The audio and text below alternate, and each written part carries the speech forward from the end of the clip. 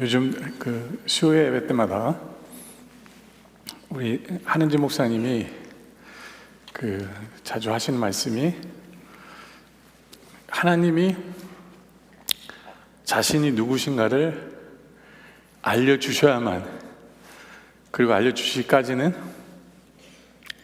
우리는 하나님은 누구신지를 알 수가 없다, 이런 말씀을 요즘 자주 수요 예배 때 하시죠, 그죠? 주제가 그거니까.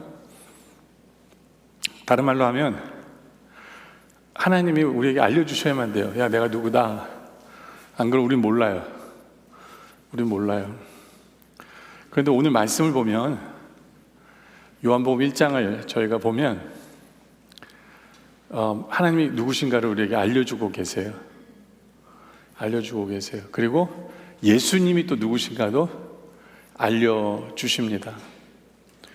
그러니까 알려주시는데, 저는 이제 설교를 하는 거니까 좀 더 나아가서, 그럼 알려주셨으면 그럼 우리는 그 알려주신 것에 대해서 어떻게 반응해야 되느냐, 어떻게 살아야 되느냐, 거기까지 오늘 이렇게 말씀을 통해서 저희가 한번 보려고 합니다.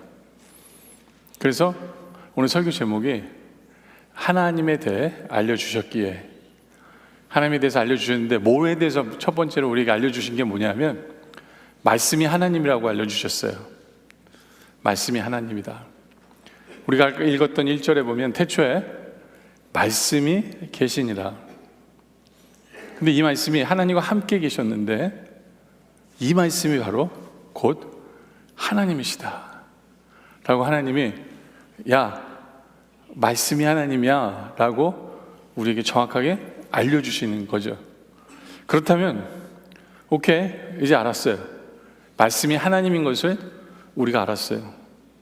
근데 왜 이걸 알려주셨을까요? 어떻게 하라고? 이제 우리가 뭘 해야 될까요?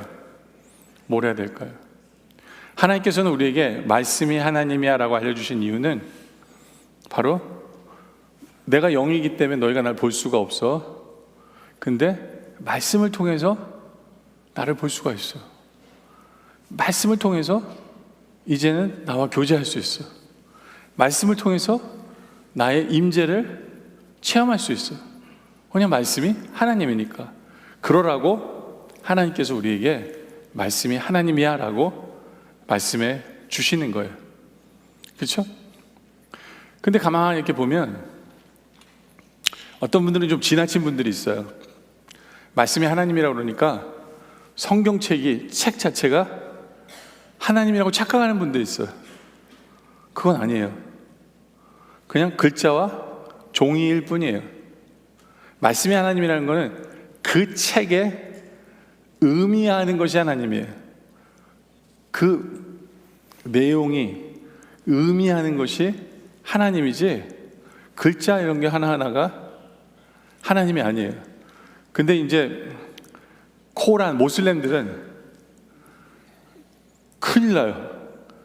왜냐면 그 사람들은 그 책이 하나님이라고 생각을 해가지고, 뭐 글자 하나도 하나님, 그 안에 써있는 글자도 하나님이라고 생각을 해서 누구든지 뭐 코란을 가지고 장난을 치면 목숨을 걸고 덤벼들어요. 그 뜻이 아니에요. 그 뜻이 아니라 그 안에 하나님께서 담기신 뜻과 의미와 내용이 하나님이죠. 우리를 향한 그것이 하나님이다 라는 거예요. 네? 오히려 저는 성경책을 여러분들이 막 귀하게 여겨가지고 아무도 만지지 마, 안 그랬으면 좋겠어요. 네? 그래가지고 나중에는 먼지나 그냥 쌓이고, 네? 오히려 저는 좀 더 막 사용했으면 좋겠어요. 밑줄도 긋고 줄도 긋고, 예? 구겨지기도 하고, 예? 묵상하다 보니까, 예? 하도 자주 들고 다니다 보니까, 하도 많이 사용하다 보니까 달아가지고, 저는요 목사님 성경책 2년이면 더 이상 못 써요. 새 거 사야지. 뭐 이런 얘기를 듣고 싶지, 저는요 성경책을 진짜 잘 모시고 있어요. 예? 그게 아니거든요. 예? 중요한 거는, 이 말씀은요 하나님이 함께함을 체험하는 도구예요. 성경책 옆에 들고 있으면 든든하세요? 뭐 총알이 날라오면 막아줄 수는 있겠죠.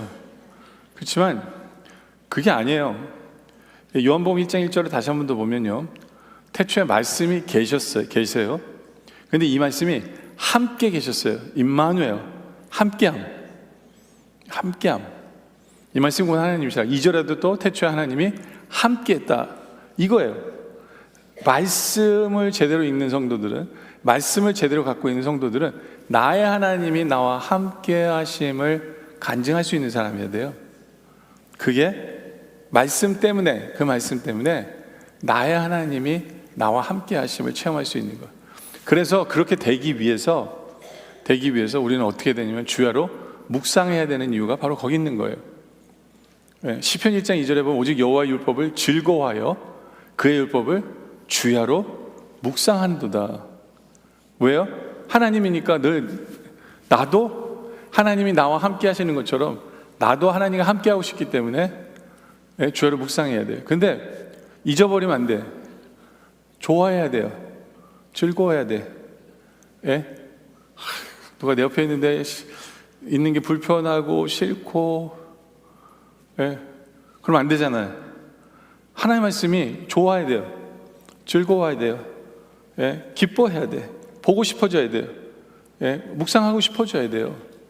이 마음의 자세가 너무나도 중요한 거예요. 말씀 앞에서. 말씀이 하나님이기 때문에 여러분들 말씀을 싫어하면 하나님이 싫다는 얘기가 돼요. 그렇잖아요. 그 말씀을 사모하고 말씀이 좋고 보고 싶고 하는 그 마음. 제가 설교를 하면서 가만 보면 제일 많이 설교하는 주제가 이 말씀이에요. 어떻게 보면 여러분 귀가 따갑게 저한테 들은 거예요. 설교에 대해서, 말씀에 대해서. 그러면서도 또 어쩔 때는 설교자로서도 그런 생각을 해요. 이 얘기 또 해야 되나? 말씀이 얼마나 중요한지 또 해야 되나? 다 알 텐데. 근데 말씀이 하나님이기 때문에 이걸 안전한 얘기를 안 할 수가 없어요. 너무나 중요하기 때문에. 그러니까 여러분들의 귀에 딱지가 닳도록 또 말씀에 대한 얘기야? 할지 모르지만 말씀이 하나님이기 때문에 우리 하나님에 대한 얘기를 해야죠. 그렇잖아요.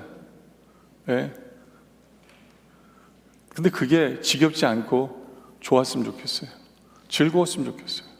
하나님을 모신 삶, 말씀과 함께하는 삶, 기대가 되고 즐겁다. 아침에 일어나면 말씀 봐야지. 저녁 시간에는 내가 오늘 읽은 말씀에 대한 묵상을 제대로 했는지, 어떻게 살아가고 있는지, 말씀이 어디서 들려지면 나도 듣고 싶어 하는 그러한 사모함이 있어야 돼요. 왜요? 말씀은 하나님이기 때문에.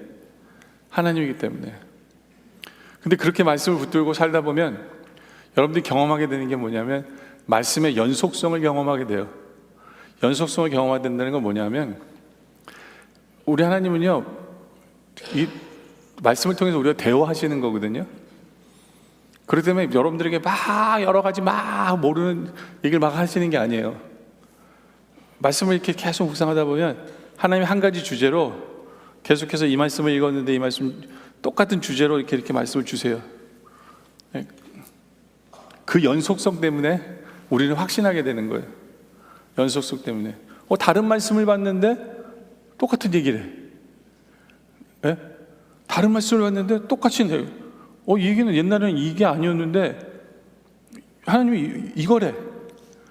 그 다른 말씀들을 묵상을 하는데 한 가지 주제로 나에게 말씀을 주실 때 우리는 뭐라고 얘기하냐면 말씀 받았다, 이렇게 얘기해요. 말씀 받았다. 저도 목사지만 제가 성경 한번 읽었다고 해서 말씀 받았다고 얘기할 수 없어요. 계속해서 묵상을 통해서 이번 주 설교는 어떻게 하지? 하나님 설교 어떻게, 묵상을 통해서 설교가 나오는 거예요. 제가 아까도 얘기했죠.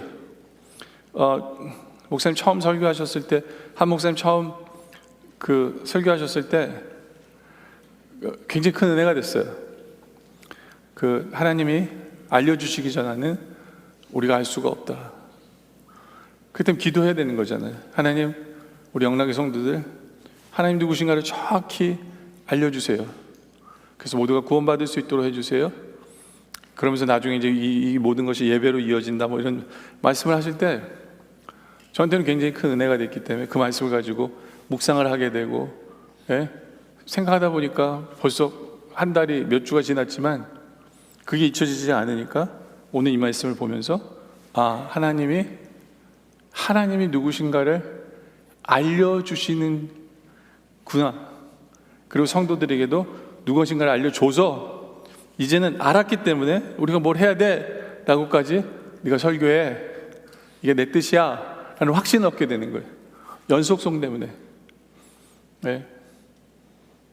이렇게 해서 제 설교가 나오는 거예요.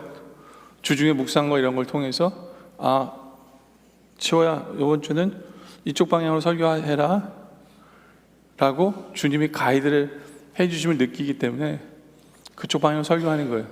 뭐 제가 무작위로 이번 주는 내가 이 설교 해야지 큰일 나게요. 예.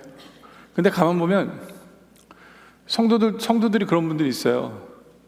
1년에 4주 보듯이 한 번씩 무슨 일이 있으면 성경 탁 펼쳐보고 근데 마음에 안 들어. 또 마음에 들면 좋겠는데 마음에 또 안 들어. 예? 그럼 또 딴 데를 딱 펼쳐. 이거 이제부터 이게 내가 오늘 이제부터 내가 붙들 말씀이야 이게. 예? 하나님 이렇게 해주세요 라고 한다면 정말 하나님과 동행하는 걸까요 그게요? 예? 하나님이 여러분들에게 주신 말씀일까요? 생각해 봐야 돼요.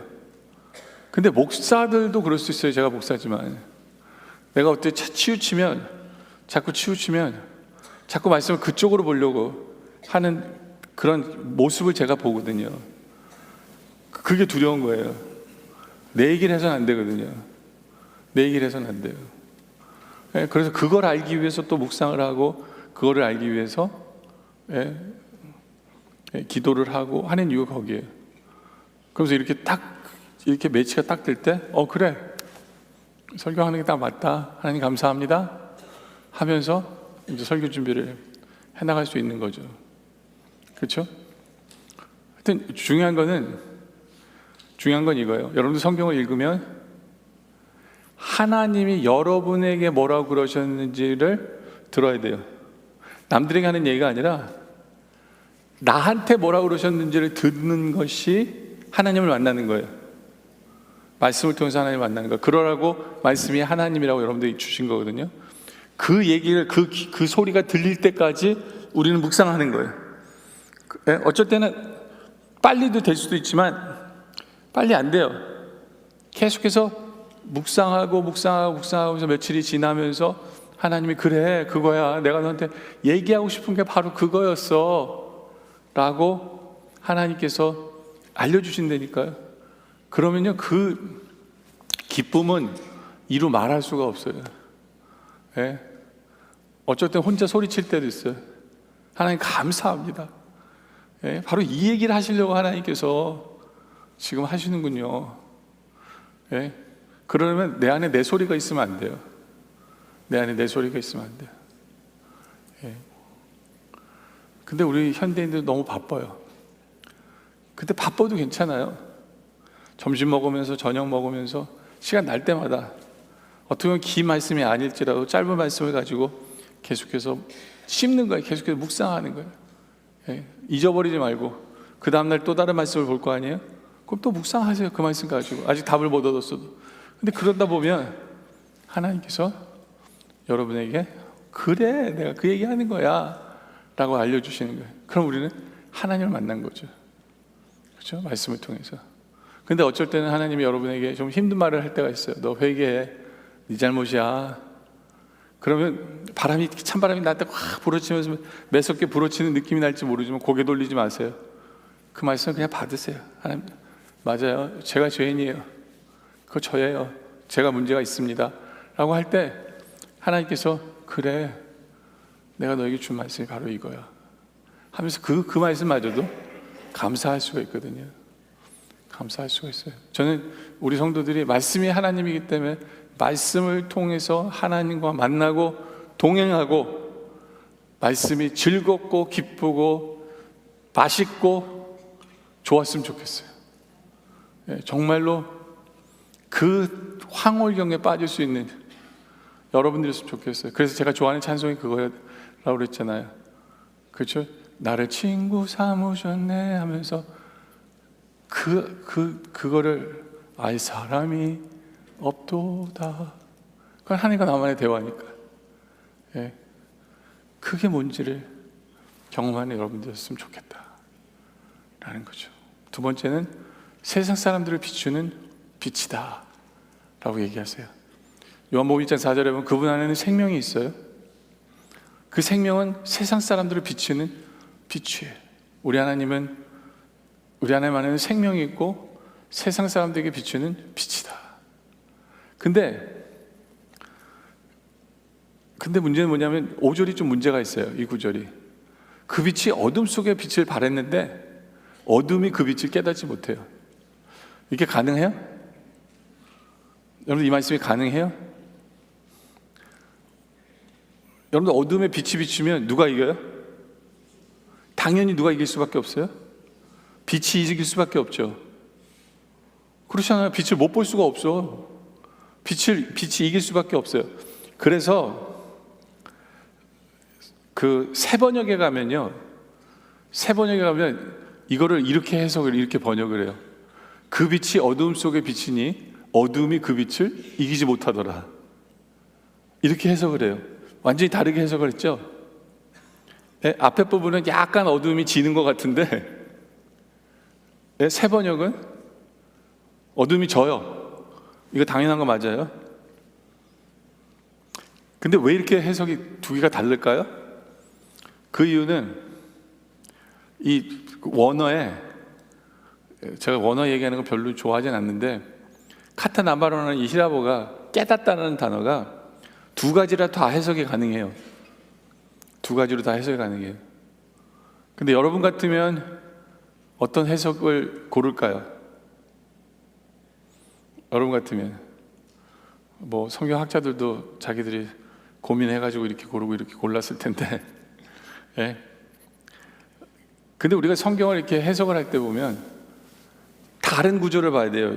이렇게 두 가지 해석이 가능하면 다른 구조를 봐야 돼. 바로 그 다음에 나온 그 구조를 보면서 이게 이 뜻이구나를, 그래서 이 내용이 필요하구나를 이게 이렇게 연결이 돼야 제대로 해석을 할 수 있게 되는 거거든요. 근데 제가 이제 성경을 묵상한 바로는 개역개정 우리가 읽는 그게 더 맞다라고 생각을 해요. 물론 틀린다라고 저한테 공격할 수 있어요. 왜요? 어둠이 있는데 빛이 비추면 못 볼 수가 없는데 목사님 어떻게 그렇게 가능합니까? 어떻게 그렇게 가능합니까? 못 볼 수 있어요, 여러분들. 어떻게 안 봐요? 어떻게 하면 못 볼까요? 내가 빛을 안 보고 딴 데 보면 돼요. 여기서 뭐 어떤 일이 벌어지는지 동케하면 돼요. 그러니까 그러면 돼. 안 보인다. 비치려면 비춰. 난 안 봐. 이러면 되는 거예요. 근데 중요한 건 뭐냐면 그 당시에 세상이 영적으로 그랬다는 거예요. 생명의 빛이라는 거는 뭐냐면 구원의 빛을 비추신 거예요. 예수님을 통해서 쳐다만 보면 돼. 믿으면 구원을 얻어요. 근데 세상 사람들은 I don't care. 나는 내 인생 살 거야. 등 돌아서 나는 내 인생. 난 어둠 속에서 그냥 내 인생 살 거야. 이쪽에 비춰? 난 안 봐. 나 지는 거 싫어. 난 내 인생 살 거야. 이게 그 세상의 모습이었던 거예요. 세상의 모습이었어요. 그래서 이 요한복음에 등장하는 사람이 있어요. 세례 요한이 그래서 등장하는 거예요. 안 쳐다보니까 어떻게 하는 거예요? 와서 소리치는 사람이 필요한 거예요. 야, 쳐다봐! 좀 쳐다봐! 예수님 먼저 오면 더 안 쳐다보니까, 예수님 먼저 오면 더 힘드시니까 예수님 앞서서 세례 요한을 보내신 거예요. 여러분들, 인간은요 참 고집스럽게 안 쳐다봐요. 너한테 좋은 거야라고 하는데 더 안 쳐다봐요. 세상이 그래요. 세상이. 근데 이게 창세기에도 나타나요. 하나님이 아담과 하와를 만드셨잖아요. 창조주가 계시잖아요. 지네들도 알아요. 아빠 엄마가 아담과 하와예요. 그러면 하나님을 찾아야 되는 거 아니에요, 당연히? 근데 언제 하나님을 찾았는지 아세요? 창세기 4장 25절에 보면 아담이 다시 자기 아내와 동침함에 그가 아들을 낳아 그 이름을 셋이라고 했어요. 왜냐하면 왜 아들을 하나님 또 주셨냐면 가인이 그 동생을 죽여버렸거든요. 아벨을 죽여버린 거예요. 대신에 씨를 주셨다며. 근데 문제는 뭐냐면 셋도 아들을 낳고 그 이름을 에노스라 했으며 그때 사람들이 비로소 여호와의 이름을 불러요. 아니, 하나님이 세상을 창조한 지가 언젠데, 아담과 하와를 만드시가 언젠데, 비로소 나중에 몇 세대가 걸친 후에 사람들이 여호와를 불렀어요. 왜 여호와를 부르게 된 계기가 뭔지 아세요? 계기가 뭘까요? 그게 뭐냐면 죽음을 본 거예요. 죽음을 본 거예요. 가인이 아벨을 죽여버렸잖아요. 와, 죽네 진짜. 안 죽는 자라도 죽네. 그럼 큰일 나지. 그러고 하나님 찾는 거예요. 그러니까 지 인생에 어떤 정말 무슨 일이 벌어지니까 그때에 찾는 것이 인간이에요. 그때에 찾는 거예요. 예. 하여튼 예수님 당시에도 강팍해 사람들이요. 자기 인생 살겠대. 그리고 안 쳐다봐요. 그러니까 하나님이 누굴 보내셨냐면 15절에 요한이 그에 대하여 증언하여 외쳐 이르되 내가 전에 말하기를 내 뒤에 오시는 이는 나보다 앞선 것은 나보다 먼저 계시며 한 것이 바로 이 사람을 가리킴이라. 세례요한이 광야에서 외치면서 우리 주님 오신다, 주님 오신다. 근데 주님 지나가시니까 바로 이분이야, 바로 이분이야. 왜요? 세상이 강팍하기 때문에 안 쳐다보니까 누군가가 증인이 돼서 얘기를 해줘야 되는 거야. 야, 쳐다봐 제발 좀. 우리 예수님 이분이야. 예? 바로 구약의 말씀을 이루신 거죠. 그러면서 마가복음 1장 2절에 선지자 이사야 글을 보라 내가 내 사자를 내 앞에 보내노니 그가 내 길을 준비하리라. 광야에 외치는 자의 소리가 있으리되 너희는 주의 길을 준비하라. 그의 오실 길을 곧게 하라. 기록된 것 같이. 광야에서 외치는 자의 소리. 근데 여러분들 그거 아세요? 바로 그게 우리가 해야 될 일이에요. 우리 교회가 해야 될 일이에요. 교회는 캐리그마적 교회라고도 불러요. 그 뜻이 뭐냐면 선포하는 것. 선포의 뜻을 가지고 있어요. 교회의 뜻 안에는. 우리는 뭐 해야 되냐면 선포해야 돼. 세상의 빛을 안 쳐다보니까 쳐다봐. 여기를 쳐다봐야 너는 생명을 얻을 수 있어 라고 하는 거예요. 그래서 우리는 세상에 복음을 전해야 되는 거예요. 네? 그래서 마가복음 마지막 부분에 보면 16장 15절에 또 이르시되 너희는 온 천하에 다니며 만민에게 복음을 전파하라 라고 주님 명령하시는 거예요. 주님의 마지막 명령. 보통은 제가 이제 마태복음을 쓰기를 좋아해요.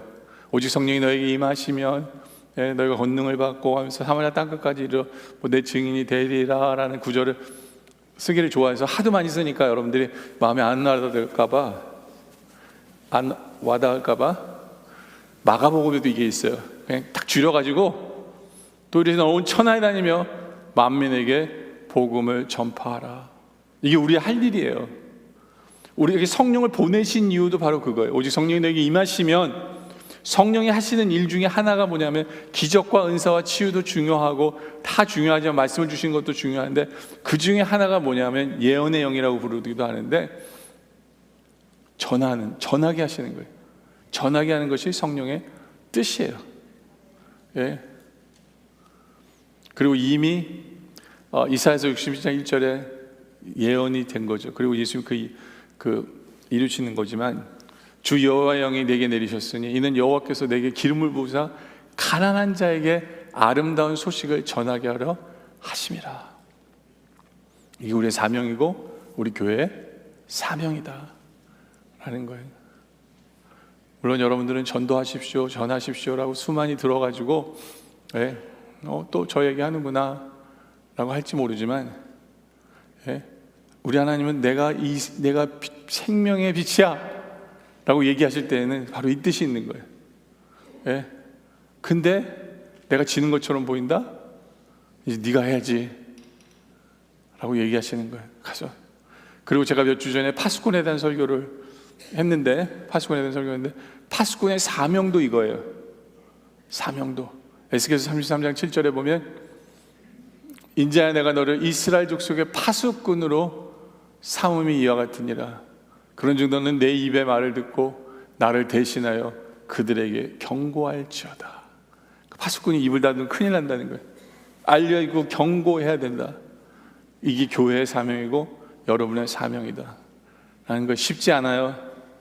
저도 알아요. 어떻게 보면 참 지겨울 수도 있어요.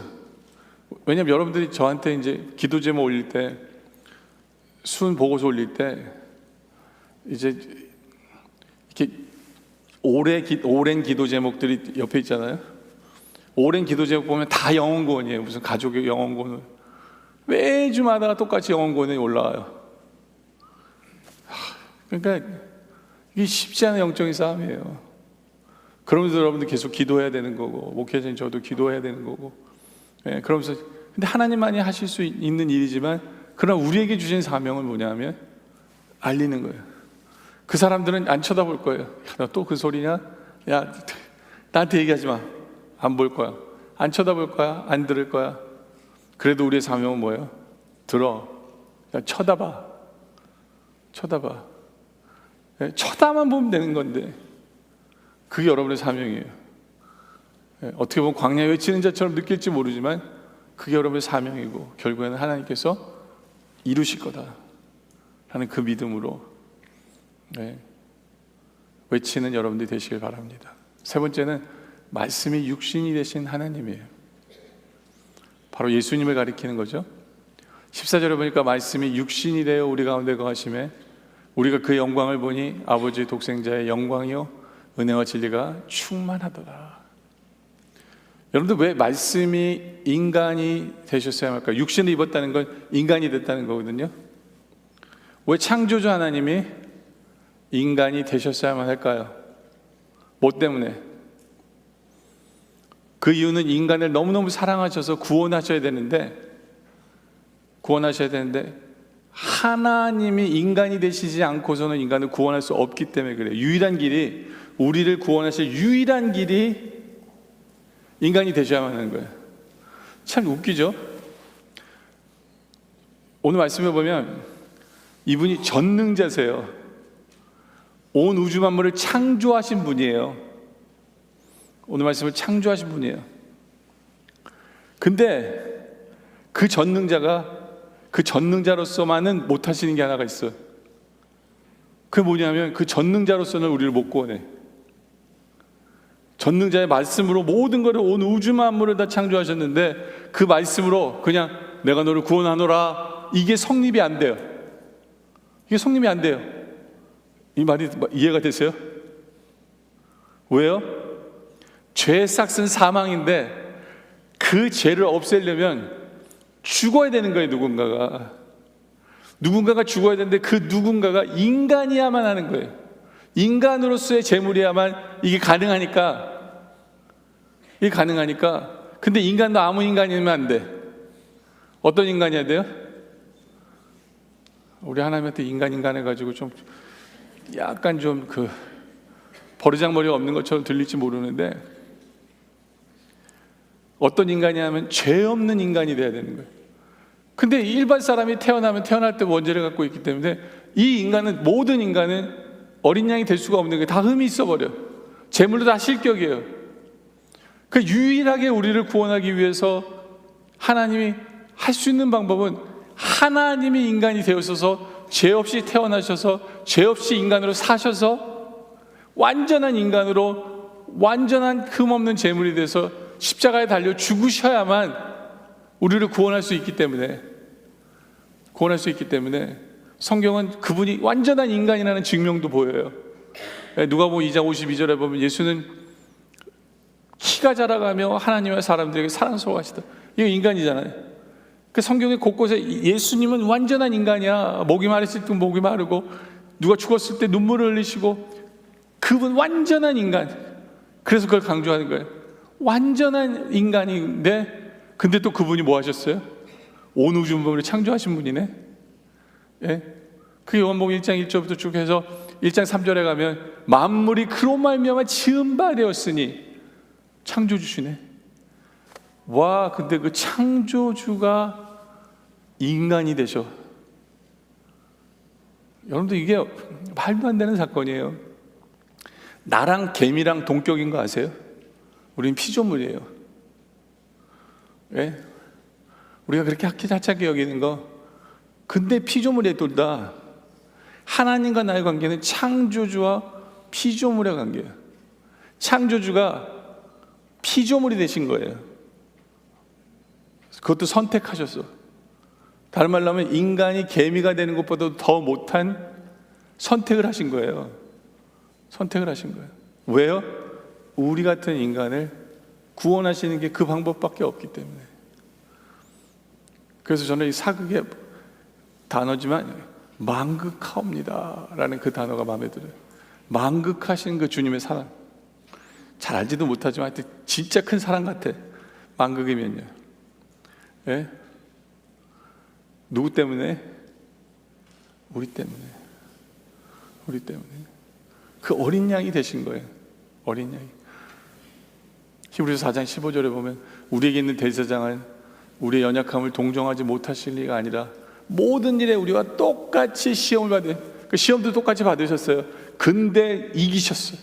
그래서 죄가 없으신 거예요. 왜냐면 죄 없이 사셔야만 동물 어린 양이 되시니까. 그래서 드디어 29절에 이튿날 요한이 여기서 자기의 나오심을 보고 이르되 보라 세상 죄를 지고 가는 어린 양이로다. 그 어린 양으로서 구약의 모든 것을 다 완전하게 이루시고 죄 없으신 그 몸이 우리를 위해 십자가에 달리신 거예요.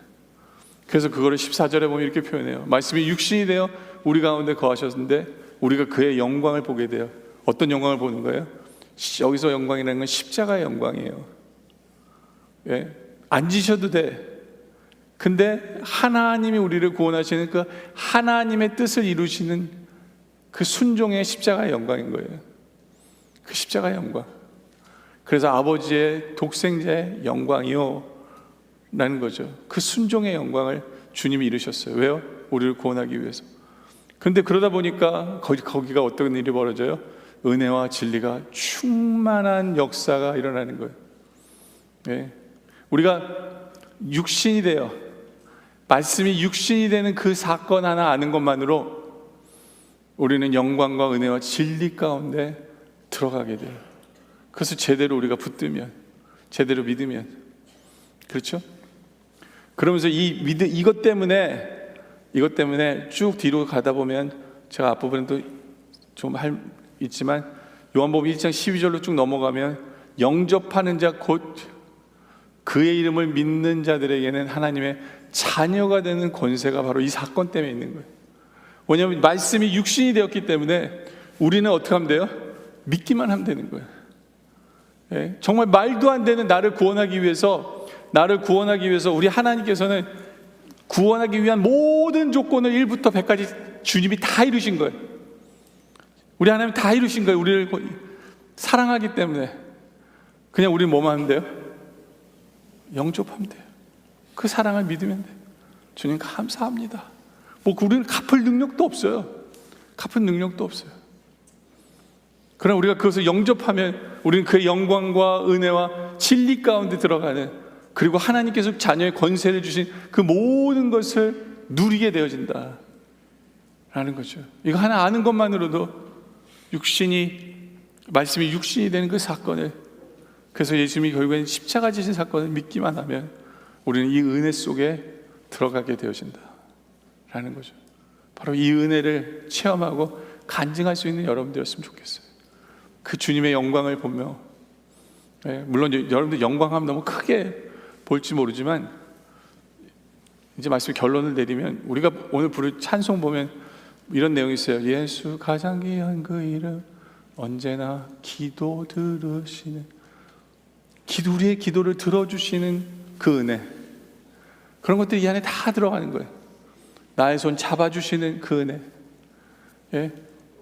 그래서 귀한 이름 예수, 우리가 그 영광 때문에 찬양할 수밖에 없는 그 모습, 바로 그것이 육신이 되는 말씀이 육신이 되어서 제대로 그것을 믿는 그 모습이 되는 거예요. 왕의 왕이 되신 주, 우리를 다스려 주시는 그 왕이신 주님, 그래서 감당할 시험만 허락하시고 하는 그 모든 것들이 바로 우리 주님의 왕이 되시기 때문에 말씀이 육신이 되어서 우리를 구원해 주기 때문에 우리가 누리는 영광이거든요. 그런 것들이 우리 앞에 펼쳐지는 거예요. 우리 앞에 펼쳐지는 거죠. 바로 그것을 간증할 수 있는 우리들이었으면 좋겠어요. 남의 얘기가 아니라 바로 나의 이야기.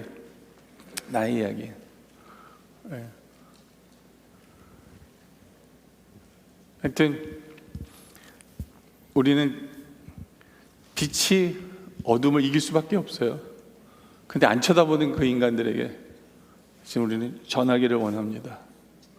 쳐다보기만 하면 돼요. 그리고 하나님의 말씀을 즐거워하고 주야로 묵상하길 원해요. 그래서 나는 말씀 받고 주님과 동행한다, 이것이 우리의 간증되기를 원합니다.